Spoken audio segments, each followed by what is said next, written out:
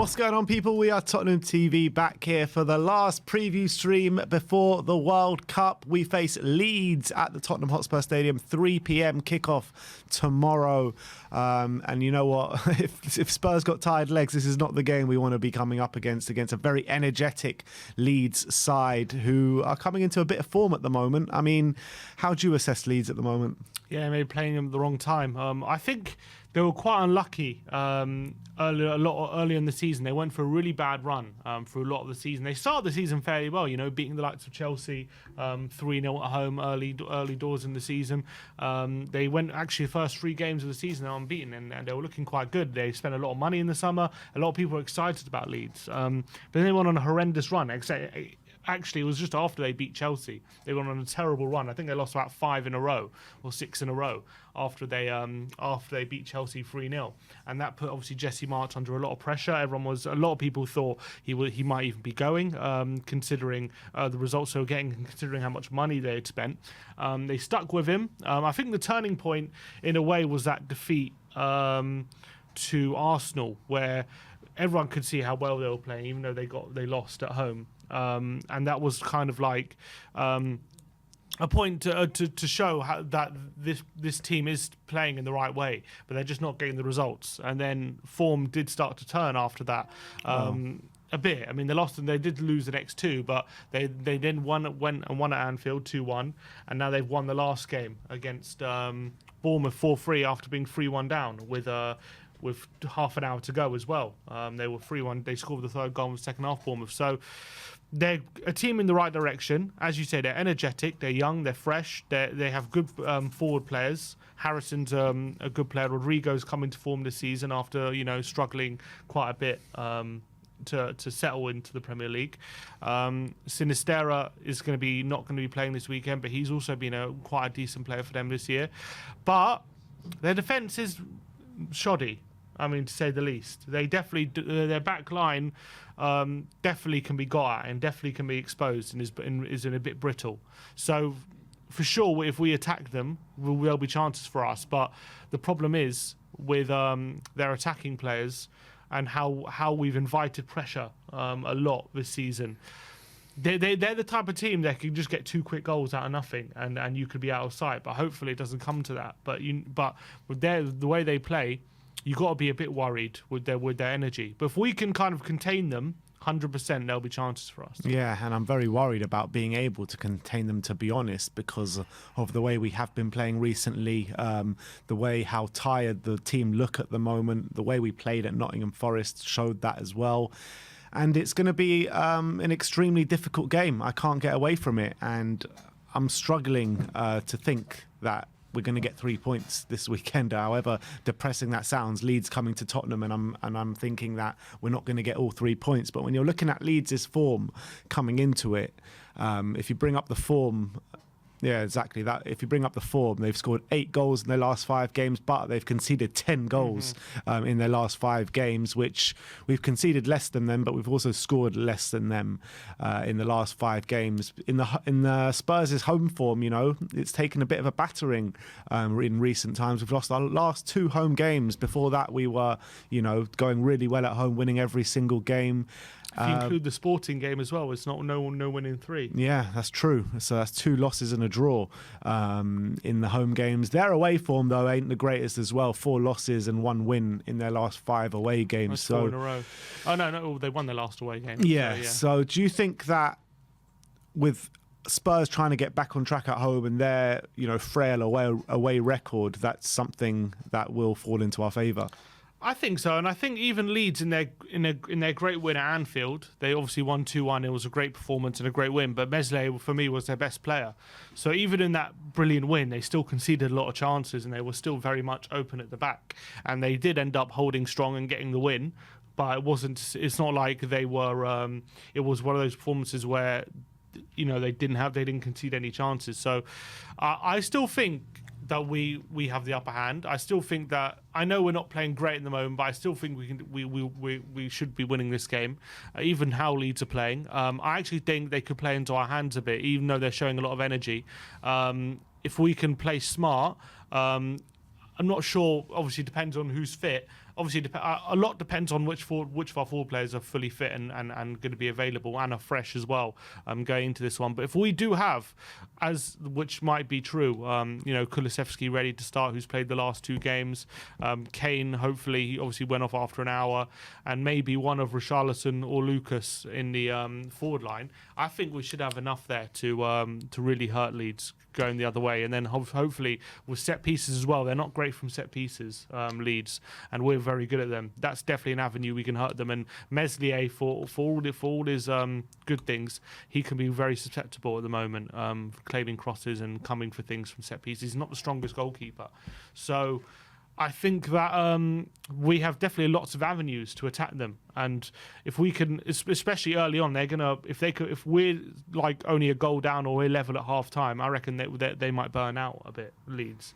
and then hopefully we can take advantage. It's going to be an interesting matchup because obviously Harry Kane on Wednesday night was so tired, had to be taken off half an hour to go, and he barely had a kick of the ball when he was on the pitch. Conte did allude to that they made a decision that morning, and he's suffering from fatigue with a lot of the other players like Højbjerg and Bentancur.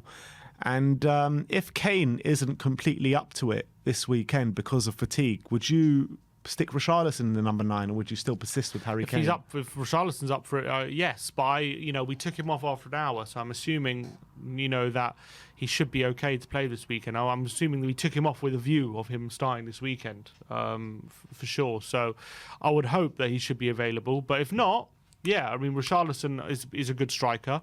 And he came on and looked decent, to be fair, when he came on against Forest. He obviously wasn't at his sharpest, but I thought he looked all right. He was probably our sharpest attacker for the last 20 minutes. So I wouldn't have any problem putting him in if he's ready to start a game. And even if it means having him for an hour and then putting Kane on for the last half an hour as well, and vice versa, starting Kane for an hour and then bring on Richarlison. It should be okay. I just really hope if Kane is still suffering from that fatigue that they don't play him, because he just didn't contribute anything on Wednesday night, and we've got players to play in his place if he is suffering from fatigue. And it's our own doing because we've played him every single game, every single minute, well, pretty much every single minute of every game, and he shouldn't have played on Wednesday night.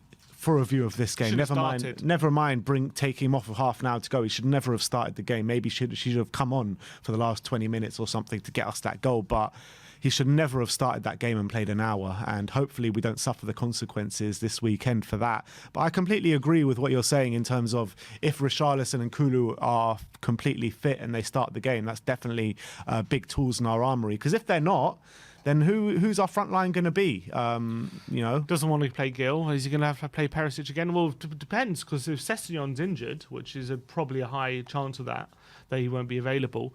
I don't know, who do we play left wing back? Do we move Doherty to the left? Do we have to play Emerson on the right and all these different things? That's not a great situation you want to... I know Doherty did all right on the left last season at times, but it's not a situation that you want to play in. Perisic has done a decent job up front, but he looks so much better on the left wing back. Even in that game against Liverpool, he looked so much better in that position than he did up front. So it would be a massive... It would be a big blow if neither Richarlison or Kulusevski are available to start the game.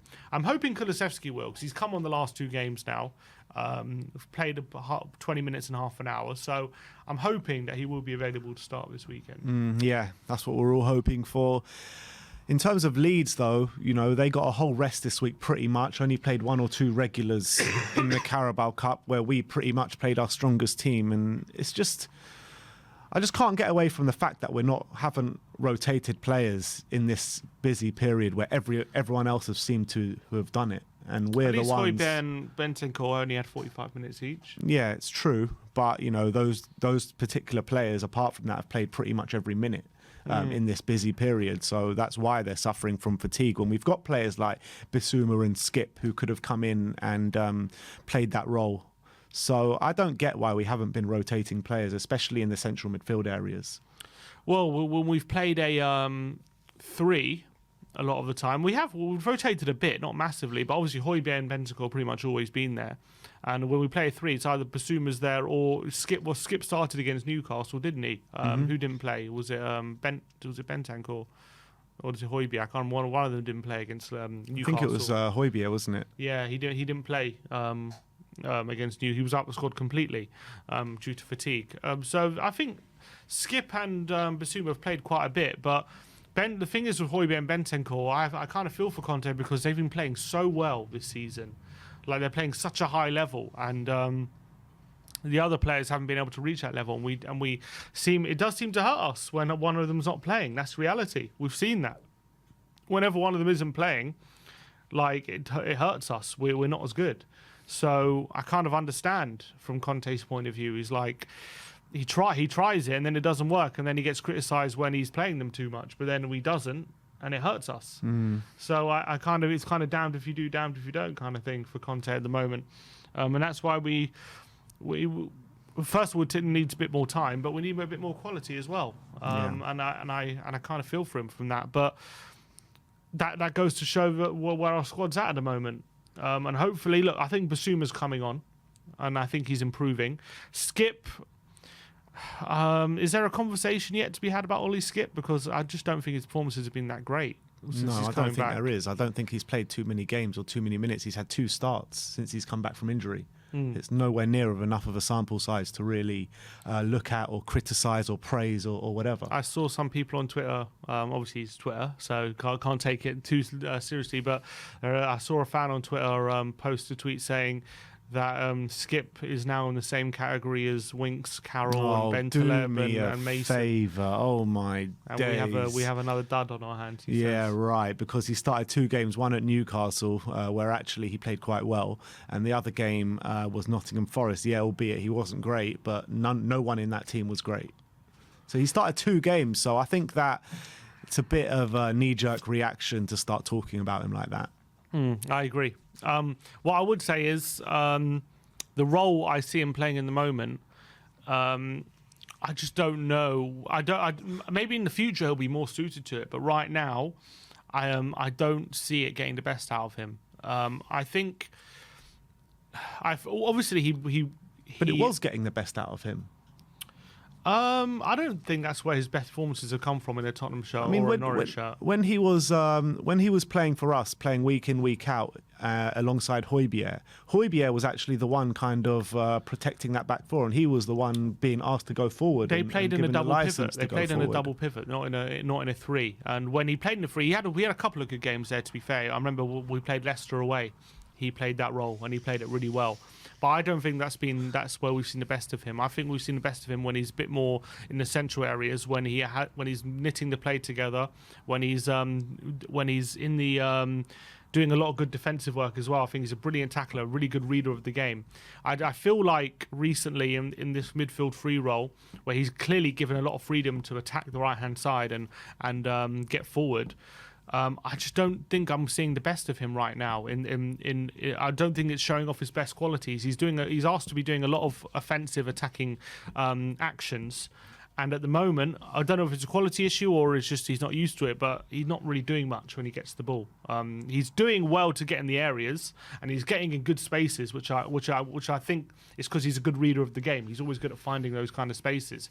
But when he does get into positions to lay off an assist or get a shot on goal or knit the play or do something, he hasn't really shown off what he's able to do in that position. He needs a rhythm of games, right? You're not going to get straight back in it straight away. He needs to have a rhythm of games, get his flow going, and find his best role in this team. I mean, he's playing bit parts at the moment. He started 3 games. What was it? Newcastle, Bournemouth, and Nottingham Forest.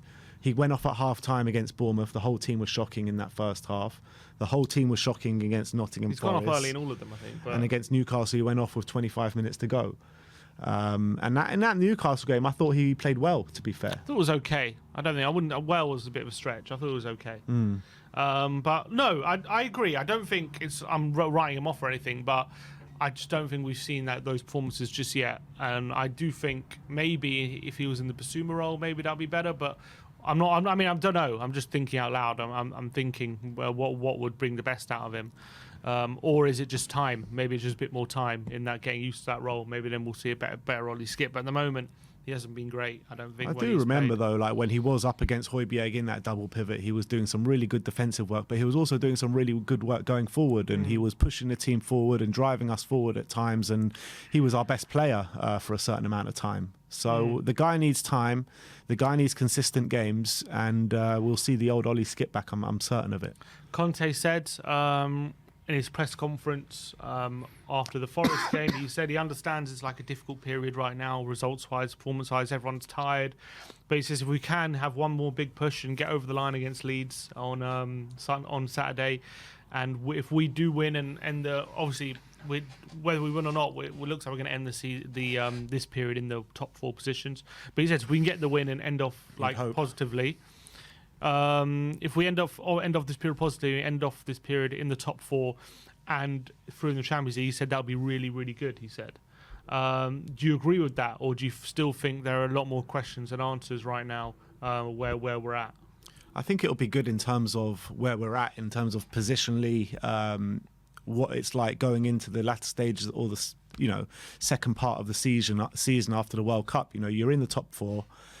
Albeit it could be just on goal difference we're in the top 4 if we don't win this weekend and a Man United win. But let's say we are in the top 4, last 16 of the Champions League, FA Cup still to come out, the Carabao Cup. But I got a feeling that exit of the Carabao Cup is a bit of a blessing in disguise anyway. I'm not too bothered about... Look, we all wanted a trophy and stuff like that, and it's probably our easiest avenue of a trophy. But if we want to make a serious push for this top 4 and go far in the Champions League and FA Cup, then I'm happy to give away the Carabao Cup for that. And with all the games coming up in January, you're going to have to play the next 3 rounds all in the next month, which is just way too many games once again. So I'm not too bothered about sacrificing that tournament. It's funny, yeah. World Cup final is scheduled for 20, as you say, 20th of December. Then 24th of December is Man City Liverpool in the Cup.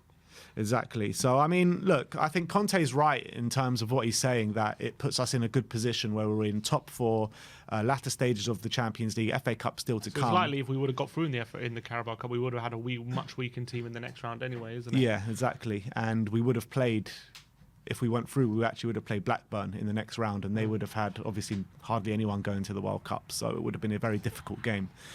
But look, it leaves us in a very good position, but I'm just still very wary of the state of the squad, and we need investment in January. And if we don't get that investment in January, I worry for the second part of the season. I really do, because you're going to have Manchester United, who I feel like are going to come on strong. Potter is going to imprint his ideas more at Chelsea. They're going to come on stronger in the second half of the season. So it's going to be difficult. You've got Newcastle there. You've got obviously Arsenal and Man City there.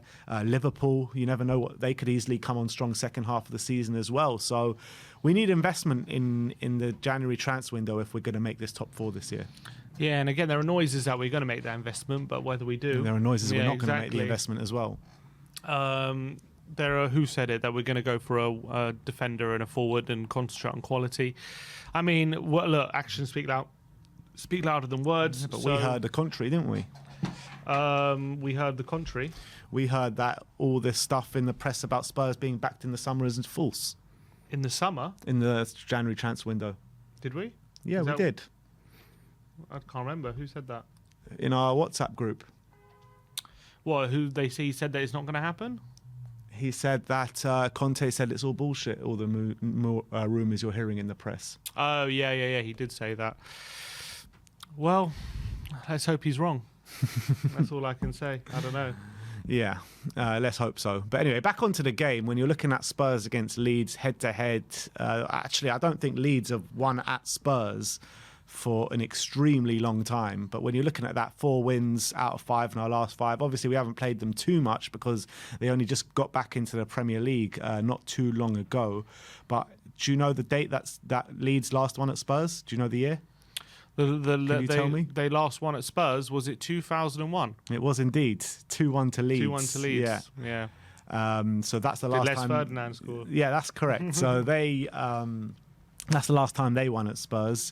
But you can't really take too much into the head-to-head, to be honest, because It hasn't been so long that they've been in the Premier League. But since they've come into the Premier League, we've had fairly strong games against them, haven't we? Yeah, I think we've won the majority of them. Was it all of them we won? I think all of them, yeah. But under Bielsa, obviously, we haven't played a Jesse March team. Oh, no, we didn't. We lost to them. That's right, under Ryan Mason. Mason beat him. We got beaten by Bielsa under Mason. Did we? Yeah. When? In lockdown. After Mourinho, in that period. They beat us 3-1 at Ellen Road. Did they? Yeah.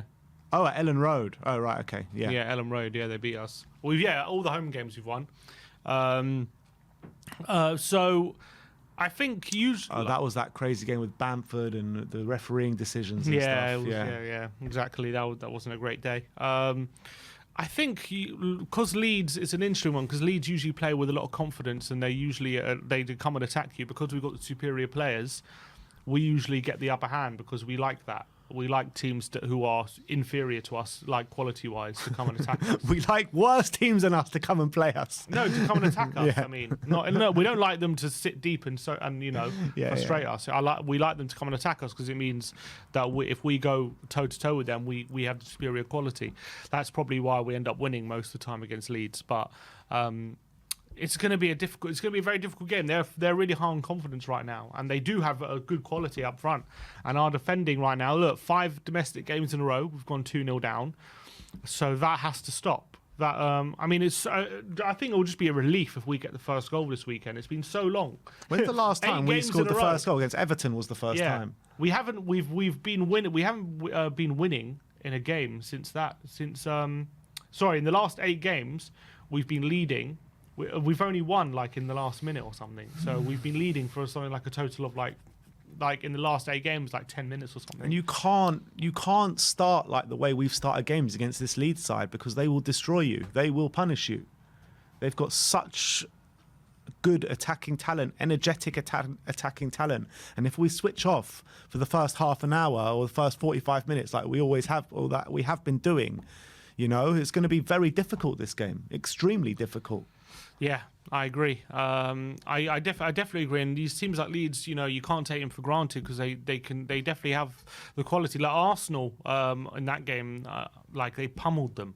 I know it was at Ellen Road, so maybe a bit different, but how they didn't win that game. They couldn't finish their dinner that day. It was unbelievable, the chances they created and the intensity. They suffocated Arsenal. They didn't allow Arsenal to get out, and we can't allow that to happen tomorrow. And I think it's so important we just get that first goal, just to get that weight off our shoulders, I feel, because at the moment, we're in a rut. It's clear we're in a rut in terms of just how we start games and then trying to recover the situation. And to be fair, the only benefit I'm seeing, apart from Wednesday night, is when we do go down, we have reacted well to it. And more often than not, we probably deserve to get back in the game. But you can't keep giving yourself that much to do. It's unacceptable. And we need to start on the front foot. We need to start quickly, and we need to force the issue and have the other team try and get back instead of us always trying to recover the situation. Yeah, it's so unlike Conte though as well. Like, you don't associate Conte with Conte sides of always conceding the first goal and trying to get it back. But have you seen the defence we have, and have you seen the defence that Conte's coached in the past? Yeah, I know. But even under Mourinho, our problem was always scoring first and trying to hold the lead and dropping too deep and always conceding. Under Conte, usually our problem since he's come in hasn't been usually going down. This is the first time we've encountered these problems so consistently. Yeah. So hopefully there's a solution to it. Hopefully it's just like a issue with scheduling and all these kind of things. But I don't know. It's a weird issue right now because it's so unlike Conte to have these kind of issues. I just ask Conte one thing for the game tomorrow. Just please, please, please do not play Davinson Sanchez. Because if you play Davinson Sanchez with how nervy he is on the ball, Leeds will smell that fear. They will absolutely smell that fear. You have to put Dyer on the right. I think he will. You have to put Longley in the middle, and you have to put Davis on the left. That's got to be our back three going into this game. Yeah, I think he will. And I think as well, Dyer. The good thing about having Dyer on the right is because he's quite good on the ball, when he does get forward, he does have a bit of quality in those situations, crossing wise and getting the ball in the box. The problem is, because of his physical attributes, he doesn't get there so often. And obviously, when he gets into wide areas like Nunes in that game, like he was having him on toast, like for pace. And with Leeds' tricky wingers, if Harrison isolates him in one-on-one situations or Aronson does, you're going to be a bit worried about that. But you do know if Dye can find a bit of space going forward and he provides a bit of quality, they can definitely be got out of their defence, 100%. Yeah, absolutely. And that's why I really want to see Jed Spence play this weekend, because he's got that pace, he's got that direct mentality that he can just, run down that line and really ask questions of that Leeds defence. I saw a tweet, I can't remember who it was from, but they said, after Jed Spence. It was, basically, they said after Jed Spence's cameo on Wednesday, there is now no excuse not to start him. Yeah, I don't think... do you reckon you would go that far? I wouldn't go that far, because I don't think he was like that good where he's like said to Conte, look, I'm here and you can't not pick me because of the way he played. He wasn't that good, but he showed the ability. I guess we're just so starving for pace. And we see are, one run and we're like... have to play. But that's what it was. He came on within a second. He made that really darting run down the right hand side, and everyone's just, Jed Spence, what a player, because he made one run. But looking at the options between Emerson and Doherty, I think Spence is the way to go against Leeds, because we can get at them in the defence. We can. And Jed Spence is probably the best avenue to do that. Yeah, 100%. But let's have a look at the ones to watch that we've picked out for Leeds. We've gone for Rodrigo and Harrison. Yeah, Harrison actually hasn't done it too much this season with 1 goal and 3 assists, but he is a very good player. But Rodrigo, especially in the earlier parts of the season with 7 goals, 1 assist, he got that injury and he's come back and scored since the injury as well. 3 in a row. So, I mean, the guy is he's announced himself as a proper Premier League player now, because he was at Leeds and he wasn't really doing it, but then suddenly something just clicked and he just started banging them in. Yeah, and I'm not sure what it was. Maybe he's just become more acclimatised to the Premier League. Is this his 3rd season or his 2nd season? I think it's his third. Yeah, I think it's his 3rd as well. So maybe he needed a bit of time to just adjust to the Premier League. But he's always been a good finisher. He's always had good pace, but he's always been one of those players where you worry about physically whether he can, when he's playing up front, whether he's going to be physically bullied and stuff like that. And I think that was the case a lot of the time in his early seasons. He was playing a lot out wide. He wasn't really trusted up front. But Jesse March has definitely found the best of him so far in that striker role, getting into pressure from the front, getting him in behind. To be fair, against Liverpool, he was gifted a goal. Joe Gomez squared it to him, and he was just given a tap in. But other than that, he's been some really good finishes in there, and he's really adapted to the Premier League and become that striker they need. But whether he can keep up this form or is it just a purple patch, we'll have to wait and see. But he's definitely having a very good season. Yeah. One player I have been really impressed with is Aronson in that number 10 role. He's a real bright spark. I still think he's got a lot of adapting to do physically, Aronson. But I really like his energy. I think he's a really good passer of the ball. I think he presses really intensely, and I really like what he's shown so far. And I don't think he's been unbelievable, but this guy clearly has a lot of potential. He's got a lot of talent, and I think I'd like to see him add some more goals and assists to his game. He's still very young. He's a very young American. I think that's the only thing that's missing at the moment, because he's young, energetic, got a bit of pace about him, got good feet, trickery, and he knows how to beat a man in one-on-one situations. He just needs to add a few goals and assists to his game, and I think he'll be a really good player. He's a really quality passer. He's really good. He's really good in that. So that's why he plays that number 10 role, even though maybe some of his attributes you'd associate him more with a winger, but he plays in that number 10 role because he's quite good in those tight spaces, and even though he's got good pace, he's quite good on the ball to passing in behind and into space. So he could be a real one who's going to develop really well. I feel like he's definitely an investment for sure for Leeds. And obviously Somerville, we didn't touch on him as well. He's got 3 goals in a row as well, Somerville, the youngster. Is it 3 now? 3 in a row. 2, yeah, wow. 3 in a row, yeah, Somerville. I believe he scored against Fulham, Bournemouth and Liverpool. And literally 2 weeks ago, nobody had ever heard of him. Yeah, but he's got the number 10 shirt. I don't know if he's a signing or if he's come through. I'm pretty sure he's a youngster. But he has the number 10 shirt now for Leeds, and he's last few weeks. It's interesting because he didn't start a game up until a few weeks ago against Leicester. He got his first start. Then he didn't start the next game. He came off the bench and scored. He started the next 2 and scored twice. So fair play to him. He's doing really well, and he's definitely won to. He also won a penalty in the first minute against Bournemouth as well. So he's like definitely having a really good period at the moment. But if you look at their back line, like their back line just lacks pace. Yeah, that's the big thing about their back line. Yeah, it does, and it's definitely can be got at. But you know, their first line of defence is so good with their pressing. We're going to need to break that press and beat that press if we're going to get anything from this game. And if we're coming into this game with tired legs, it's going to be very difficult. But with the players that they have out, Dallas, Sinisterra, Gelhardt, Forshaw, and Bamford with his injury problems, and never ending, and Gray both being doubts. I mean, that's big pluses for us. I mean, Dallas has been out for a while, hasn't he? But he had really good couple of seasons in the Premier League, and Sinisterra started life to Leeds really well. Yeah, and he was starting to score goals. He was scoring goals in internationals. He was like really getting into the season. Then he was really unfortunately got a red card and then got injured, and it was all kind of fallen away for him, unfortunately. But he looked like a real find, and when he comes back, he's going to be a brilliant player. I'm happy that he's not playing this one because I think he would have given us a lot of trouble. Be adding him to like their pacey front line, they got so much energy going forward. The problem is there's a bit of a disconnect. That's why they're conceding so many goals, because I feel like that in a way their defence can't keep up with their attack. Their attack is like full pelt all the way forward, and then their defence is asked to play this high line, and they do, and then they get to the halfway line, and then they caught out so often because they're just not they don't have that much pace. They're quite slow, and that's happened since they've come into the Premier League, really, hasn't it?